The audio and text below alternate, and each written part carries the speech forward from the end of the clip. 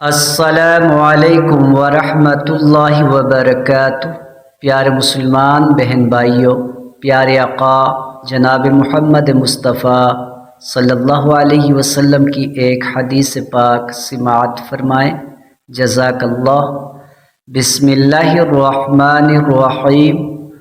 حضرت ابو ہریرہ رضی اللہ تعالی عنہ سے روایت ہے کہ رسول اللہ صلی اللہ علیہ وسلم نے فرمایا کہ ایک آدمی تھا جو لوگوں کو قرض ادھار دے دیا کرتا تھا، اور جب اپنے غلام کو تقاضے کے لیے اور قرض وصول کرنے کے لیے بھیجتا تو غلام سے کہتا اور اس کو ہدایت کر دیتا، جب تم قرضہ وصول کرنے کے لیے کسی غریب اور مفلس کے پاس جاؤ تو اس سے درگزر کرو، شاید اس کی وجہ سے اللہ تعالی ہم سے درگزر فرمائے اور معاف فرماوے۔